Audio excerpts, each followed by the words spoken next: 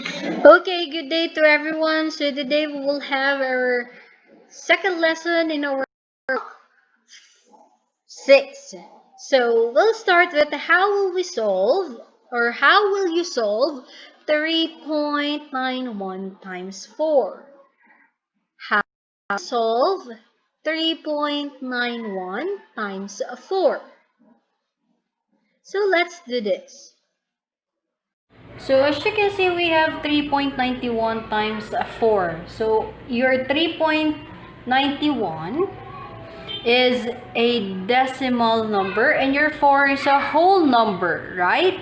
So when we are multiplying a decimal number in a whole number, we will multiply directly and ignore your decimal point. So let's multiply.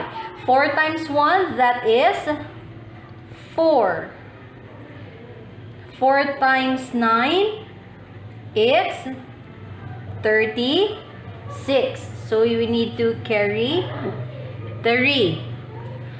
So now 4 times 3, that is 12, plus 3, it's 15. So as you can see, we have 1,564. We will not stop there, okay? So count your decimal points or decimal numbers or digits. That is 1, 2. So we need to move twice. 1, 2. So the answer would be 15.64.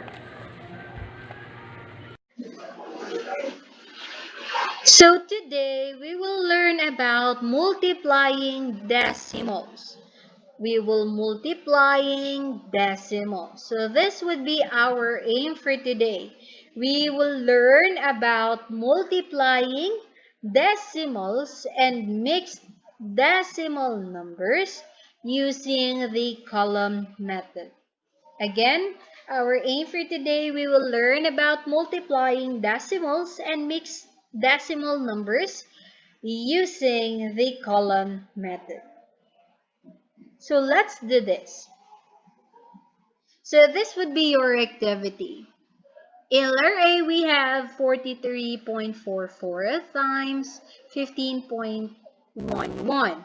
How about in letter B, we have 100.25 times 3.05. So when we are doing a multiplying a decimal numbers, we need to multiply a column method and ignore the decimal point. After getting the partial products, we need to add them, and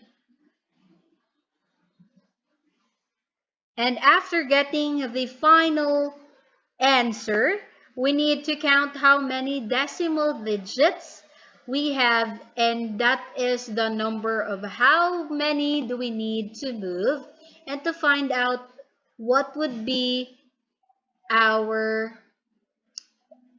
designation or the place of our decimal point. So let's do this. Okay, so let's have our activity A, wherein we have two decimal numbers. We have 43.44 and 15.11. So again, we need to multiply directly and we need to ignore the decimal point first. 1 times 4, that is a 4. 1 times 4, it's a 4. 1 times 3, 3. 1 times 4, 4. Again, we have 1. So we'll just have 1 times 4. It's a 4. 4. 1 times 3, 3. 1 times 4, it's 4. So please align because we have a 4 digit. Okay?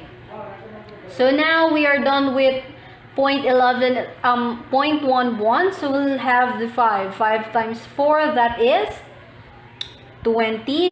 Okay, so let's have letter B. We have 100.25 and 3.05. Now I want you to answer the following in your math notebook. Again, pause the video and answer the following in your math notebook.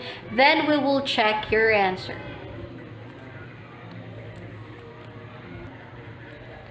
Okay, I guess everybody is done answering. Let's check your answer. Okay, so again, we'll start with our last digits. So 5 times 5, that is 25. Carry 2. 5 times 2, that is 10 plus 2, it's 12. Okay? 5 times 0, it's 0, but because we have a carry 1, we just need to add it by 1. So 0 plus 1, that is 1. Okay, let's have 5 times 0, it's 0. 5 times 1, that is 5. Okay, how about let's have the 0. 0 times 5, that is 0. 5 times 2, 0. 5 times 0, 0. 5 times 0, 0. 5 times 1, it's 0.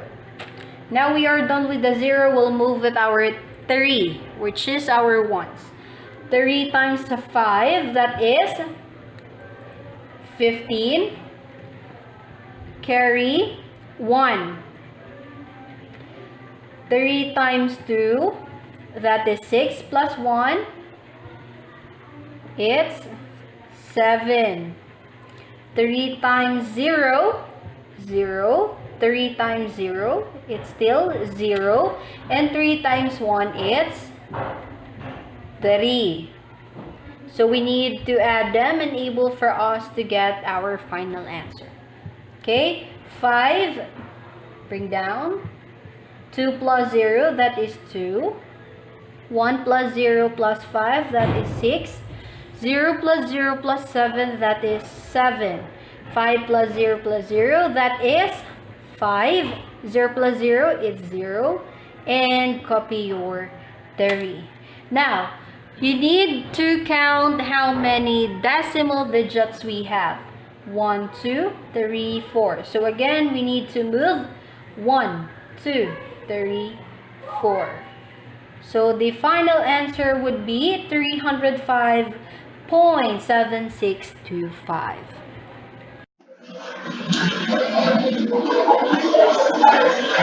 So always remember, when we are multiplying decimal numbers, we always multiply using a column method.